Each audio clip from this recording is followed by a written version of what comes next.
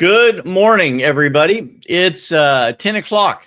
I think we had a date. It's time for us to go live with another episode of Midweek Motivation Live. This is me, Patrick Lee, your host. I hope everyone is doing well today. Let me adjust this camera just a little bit. Moving a little bit of the gear around this morning. And like I said, I hope everyone is doing well. Today's show, we're going to jump right into it here pretty quick. Today's show is entitled Your Voice Has Value. And you're like, what are you talking about, Patrick Lee? And that's okay.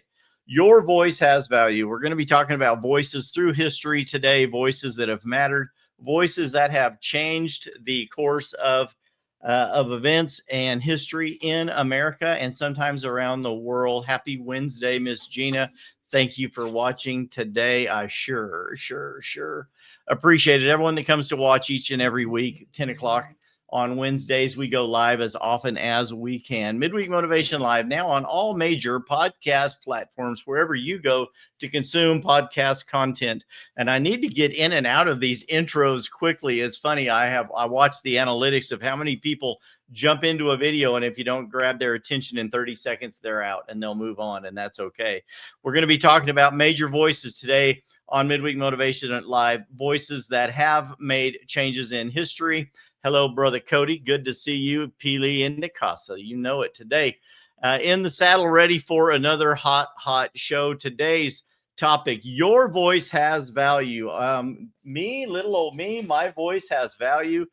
Yes, it does. Let me get a sip of coffee here in my Fire Slice brick oven pizzeria cup.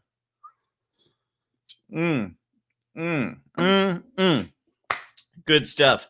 Your voice has value. Hey, listen, God gives every generation of people voices to speak into the darkness in the world that we live in. The power is not always in the roar of the voice, the amazing delivery of these loud, boisterous messages like we may have seen in the past. It's not always in the roar. Sometimes it's in the ripple effect that echoes across generations when a voice speaking truth in clarity and love is heard. Your voice matters. Your boldness matters. Your truth matters. Don't go sideways on me. Your truth matters.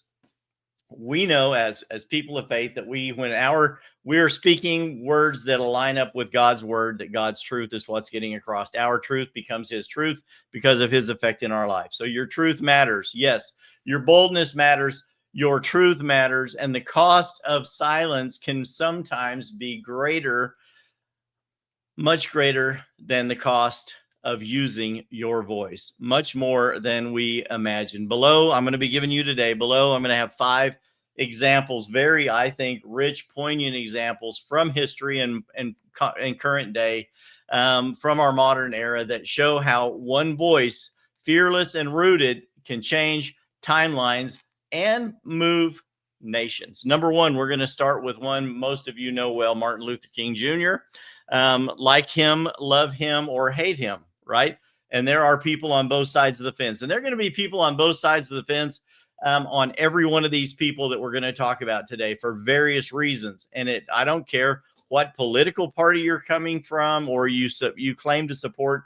I don't care your background. And I don't mean I don't care. I mean, it doesn't matter where you come from. We will all have to agree that these people made incredible changes in our nation's history by using the voice, the words that they said. So I don't care about the background. I don't care about the narratives that everyone wants to throw into this. You can argue with me all day long if you want, but these are great examples of people that use their voice, and they can show how using that voice, fearless and rooted. Even John Wayne said, say it if you got to say something and you're afraid, say it afraid. Say it with a tremble in your voice. It's okay. But that voice, fearless and rooted, speaking love and clarity, can change timelines and move nations. Martin Luther King Jr., whether you like it or not, he's got people in his family that hate the current administration. He has people in his family that love the current administration. So don't get me wrong. It doesn't, like I'm saying, that's why I'm saying it doesn't matter. People are going to like you or love you, and they're going to twist it to fit their narrative, no matter who you are or what you say, right? It's going to happen. But what happens if no one speaks? If for that reason we quit speaking, what changes? Potentially nothing. The status quo goes from bad to worse. and we sink into anarchy because no one speaks up for love and truth anymore, right? So we have to use our voice, whether it's something that we love or whether we think we have impact or not, we still have to use our voice. So that being said, Martin Luther King Jr., topic number one. In the 1950s and 60s, and I was born in 1963. I was born the week John F. Kennedy was killed. Okay. Was gripped by systemic racism and segregation in the 50s and 60s. Okay. Read a history book. It's all there. You used to be able to go to the library and get on the microfiche, right? The little video machine with the tiny negatives, and you could blow that up, and you can actually read the newspapers from back then. They're all recorded. Okay. We were wrapped in racism and segregation. Amid hostility, betrayal, and threats, Martin Luther King Jr. stepped up, not merely to rant, but to preach. He's a young preacher. He's preaching transformation. His I Have a Dream speech is remembered worldwide, but his influence ran deeper. He spoke biblical justice, mercy, and holiness, right living. He was not just talking about politics. Very little of his talk was all politically designed. It was more along the lines of faith. Okay. He was speaking the truth in love, which the Bible says that's what we are called to do, speaking the truth in love. His influence ran very, very deep, and the influence went into so many different circles, not just political circles. He spoke in churches, he spoke on streets, corners, he spoke in universities, he spoke in so many different places. And it was his message was primarily biblical justice, mercy, and holiness, not just politics. Despite being arrested multiple times, beat multiple times, and intimidated on all sides, Martin Luther King Jr. resolutely declared that love and nonviolence were stronger than fear. He believed that words rooted in heaven carry weight on earth, and he cried out for equality and a new America, not for vengeance, but for healing. And even in his death, his voices remained an echo through generations, right? It's now been how many years? 70, 60 years since he was assassinated, since Martin Luther King Jr. was murdered. And his voice continues to cry on, and his family members continue to show up in the media in support for multiple different organizations, trying to carry on and make sure that his voice carries forward with legacy in America. Hello, Pete. Good to see you watching again today. Happy belated birthday again, brother. Topic number two, we just covered Martin Luther King Jr. Number two, Harriet Tubman. Why in the world did you add Harriet Tubman? Well, her voice was a whisper that became a war cry. Harriet Tubman, born in slavery. One of my daughters actually did a report on her, and some of your children may have done this where you dress up like a character in history. And one of my daughters dressed up as Harriet Tubman, I think, did a report on Harriet Tubman in elementary school or grade school. One of those. Interesting, very interesting topic when you go back and research some of these people. We think for a while, it's like, yeah, I remember the name, I remember the story, but I don't remember all about it. And then you go back and start reading the stories, and it becomes more vivid in your imagination. You're like, I remember that. And what an important story. And we can't let these stories be lost into history. Harriet Tubman was born in slavery. She understood what it meant to be voiceless. She escaped, but she didn't stop. Over dozens of return missions through the Underground Railroad she created, she guided more than 70 enslaved people to freedom. Her voice wasn't out on a podium speaking on a stage somewhere in churches. It was in the way she carried her life. It was in the roads that she walked down, the prayers that she made to God, and her courage when no one else knew what was going on. She had courage, even in the dark times. One of her quotes, she is quoted as saying, "I always told God I'm going to hold steady on you and you alone, and you've got to see me through. I can't do it without you." That quiet trust became a clarion call. Tubman risked her life because God's whisper in her ear told her, you can go change destiny. Her legacy teaches that your voice doesn't need applause. It just needs to be spoken in faith. believing that God will do what he has called you to do. I actually have friends that remodeled a building years ago back on the east, I think in Kentucky, and in the basement of that building was part of the Underground Railroad that Harriet Tubman had created, and was using it to rescue people from slavery out in Kentucky. What an incredible story. Person number 3, topic number 3. Hello, Miss Mary. Good to see you on here watching again. Good. Again, my dear friend. Number 3, Winston Churchill. The voice that potentially saved civilization as we know it today. When Europe was submerged in the collapse of World War II, Britain stood almost alone against tyranny. In that moment, Churchill grasped that his words were weapons. His speech, "We shall fight on the beaches" address, did not sugarcoat pain. It galvanized hope. It sharpened courage. It increased people's resolve, and it refused to surrender. He declared that England would endure, that darkness would not win. He held a battered nation together with his speech, with his words, with clarity and conviction, time and time again, proving that when leaders speak faith into a world of fear, they can change outcomes. In his voice, a broken world found their backbone again.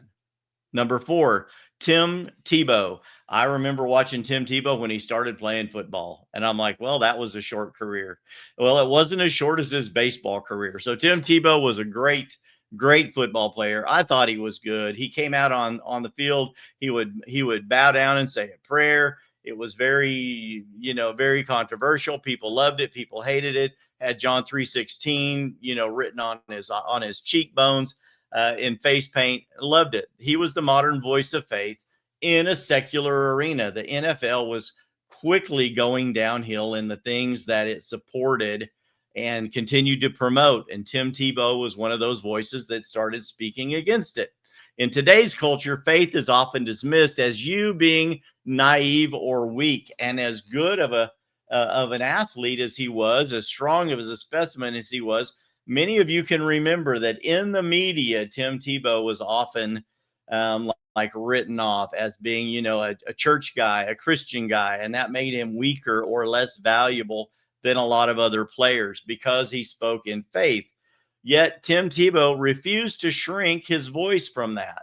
Whether he stayed in the NFL a long time or he went in to try his hand at playing professional baseball, it didn't matter where he went. He always carried his faith with him, and he always spoke out about his love for God and believed Christian beliefs and morality in America. So from football stadiums, whether he was in a football stadium, in a locker room, or to baseball fields, from public interviews to global philanthropy in his quest to rescue people from sex slavery, Tim Tebow has spoken openly about God, his relationship with Christ, even when mocked, questioned, or marginalized in the media. He's got multiple books out now. Thank you, Gina and Cody have loaned me some of his books. I've got 3 of his books in here on the wall in my living room, getting ready to get started reading more up on Tim Tebow. Many of you have met Tim Tebow at different conferences where he is speaking. He has become much more of a powerful figure as a speaker than he ever was as a football player or a baseball player.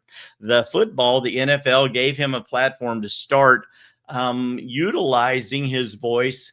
And now that he's no longer in that world, he speaks openly time and time again about the things that matter: faith, morality, the dignity of human life, and how we need to go out and rescue these people from sex slavery and farm slavery in third world countries, and even here in America. It's a family mission that they have. He once said, "Success comes in doing what God calls you to do, regardless of what the world calls success. God is who defines my success." Through Tim Tebow's foundation, he rescues victims of human trafficking, cares for children with special needs, and creates spaces where faith is not just accepted, but it's celebrated. Okay. His story teaches that your voice can be your calling, no matter how secular the stage may be. Speak the truth with clarity in love. Let's say what God says about it. Whenever you have a question about a topic, that's the one thing you should always ask yourself. No matter what the left or the right says, or my mommy or daddy or grandmother say, what does Christ have to say about that? No matter what arena you are in, what should God say I should be saying about this? Tim says, yo, Tim Cortez, my brother. Yo, yo. Drink some coffee with me, Tim. Cortez Agency. Tim's a great insurance agent. Just Google Tim Cortez. Good guy. And then number 5, our number 5 person for today. Trying to be happy, not being happy. I'm wearing my Tim Tebow shirt. It's my Charlie Kirk shirt. Yesterday was the birthday of Charlie Kirk, who was recently martyred, assassinated for his faith and for his voice. He was cut down way too early in life. Yes, Charlie Kirk, the voice silenced, the legacy that speaks on forever. His legacy will speak much louder than his voice ever did. On September 10th, just a couple of weeks ago, Charlie Kirk, love him or hate him, and there are people on both sides, and that's the problem.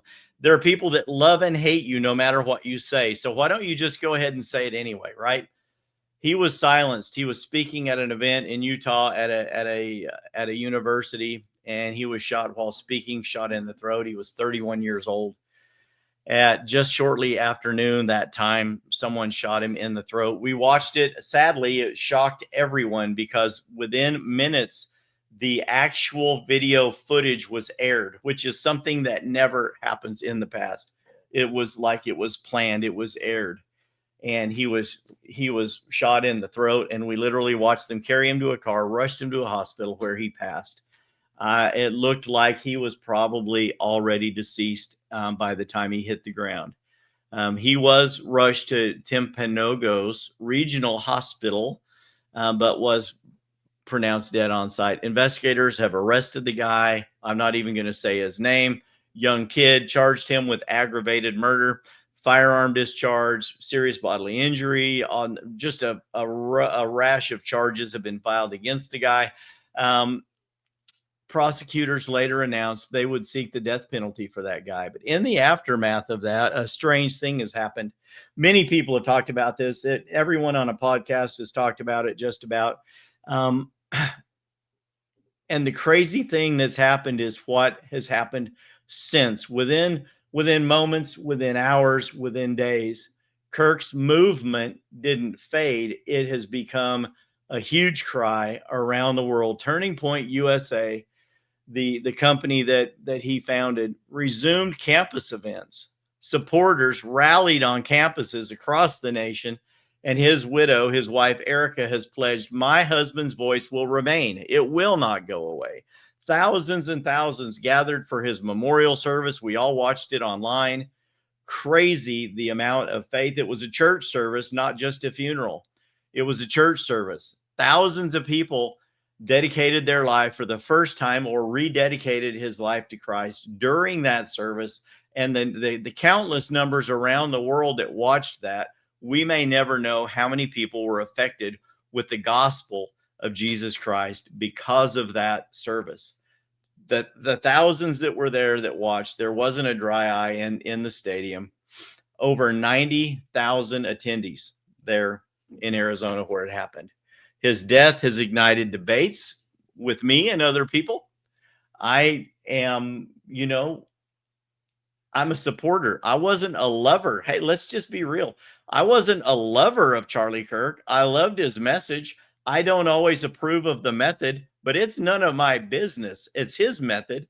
And it was very, very influential and impactful with multiple people.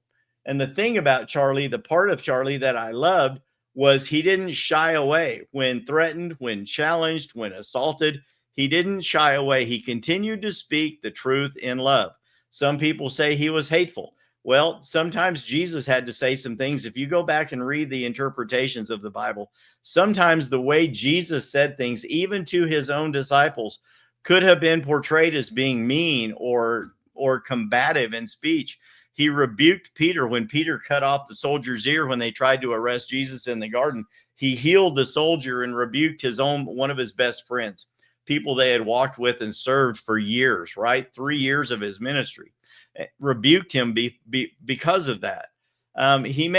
Jesus made fun of people when he was speaking in some of his speeches, and then he cut them to the core with some of the convicting words that he used to them when they brought someone else to him in accusation, catching them in a sin. He turned the tables on them and asked them, if you don't have any sin, why don't you throw the first stone? He spoke to the sin in their own life and caused them to self-examine who they were. And that's one of the things Charlie Kirk was great at. He spoke the truth in love, and he didn't shy away from it, right?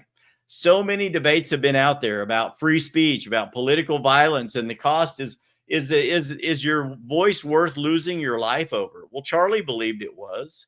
Some campus faculty members were dismissed or censured amid the climate of fear following the assassination, and many of them should have been.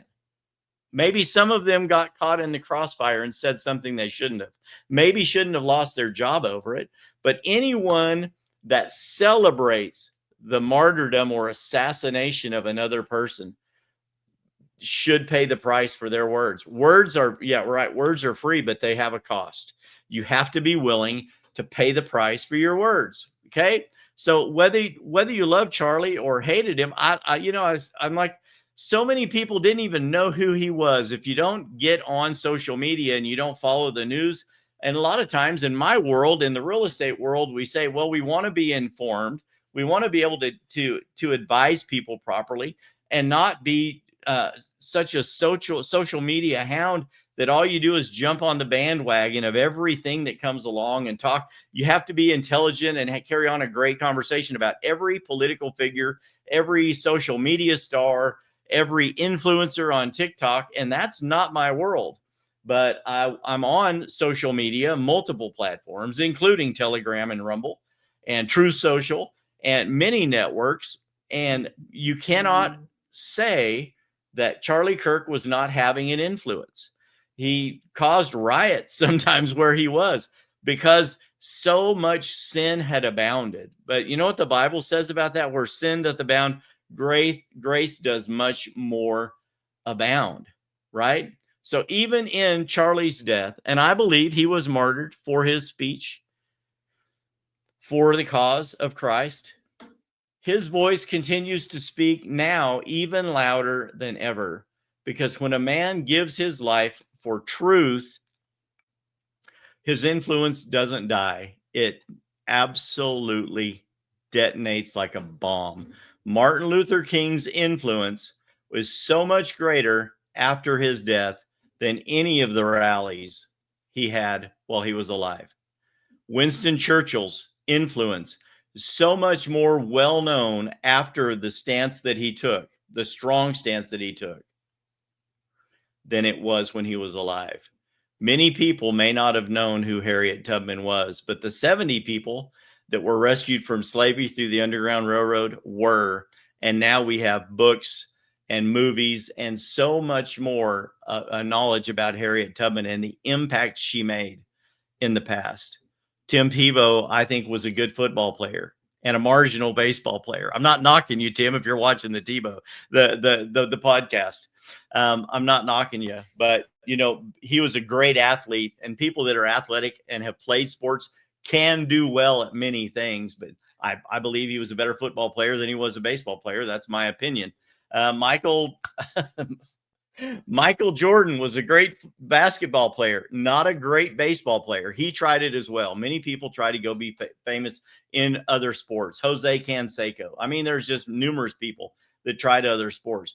But Charlie Kirk was good at what he was good at, and he didn't have to go out and try different things.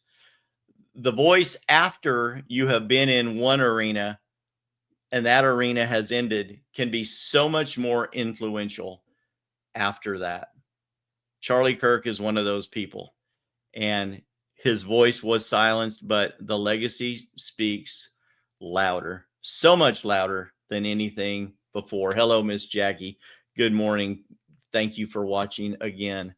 So I think that my challenge today is for all of us to be a person of conviction. Your voice is not an accident. Your voice matters.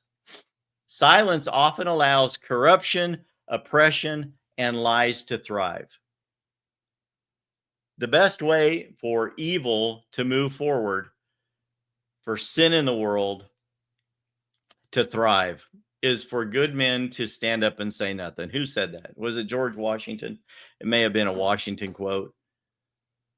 When good people do nothing, that's when evil abounds. Clarity, clear words spoken with conviction, spoken from the mandate of heaven, from God alone.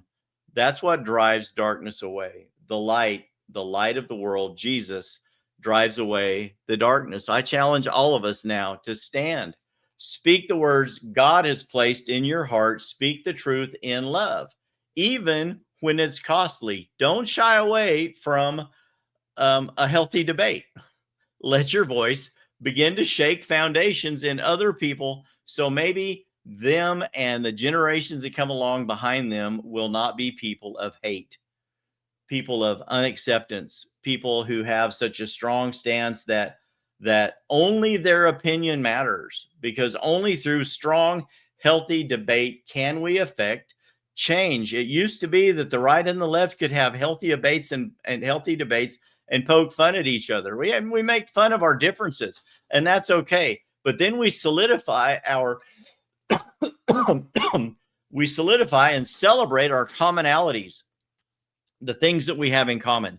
And when we have the things in common that are positive, that are in line with what God wants us to live and experience and have in our life, shouldn't that be what we're all out there trying to achieve? I believe it is. I think that that's what we try to do on a regular basis, right? We try to motivate you on a Wednesday morning to live a better life, to do more, to be a stronger person, to set better goals, to take better care of yourself, to develop better relationships. And I believe that these 5 examples that we've had today are fine examples of people who are not afraid to speak the truth in love and affect change in the world. The book of Proverbs, chapter 18, verse 21 says this: death and life are in the power of the tongue, and those who love it will eat its fruit. And that's the fruit I want to eat. In Matthew chapter 5, it says, you are the light of the world. Let your light so shine before men that they may see your good works, and then the glory goes to your Father in heaven, not you. And then in the book of Jeremiah, in the very first chapter, it says, behold, I have put my words in your mouth. Shouldn't we be out there speaking the words of Christ today? Do not be afraid to use your voice. Speak the truth in love. That's it for today. I hope today's show has made an influence on you, maybe made an impact, and you won't shy away from those conversations. Not because we love to go out and get into a good argument, but a healthy debate is just that. It's a healthy debate. We can speak the truth in love and learn that other people have other viewpoints and that we're not always right. But don't be afraid when you are right to stand up for what you believe and speak the truth in love. Don't be shy.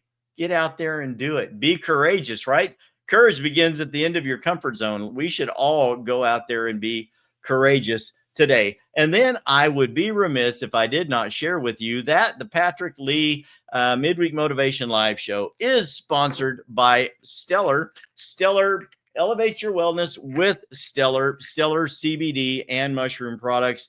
They have a lot of great supplements. I love my Stellar products. I just recently got another shipment of them in. And Energy and Focus gummies, probably my favorite product. Sleep gummies, CBD gummies, cooling gel. This is amazing. THCV gel caps for appetite suppression. They have products for your pets. They have products to help you with intimacy in your life. Get stellar.com. If you use my code www.getstellar.com, use the code all caps Patrick20, you'll get 20% off all future products from stellar.com. Amazing products, all formulated from healthy and what's the best word for this? And pure products in the Pacific Northwest. One of the best places to grow these products in America, American made. Love it. Go to getstellar.com. They are the proud sponsor of Midweek Motivation Live. Until next time, this has been your host, the host with the most.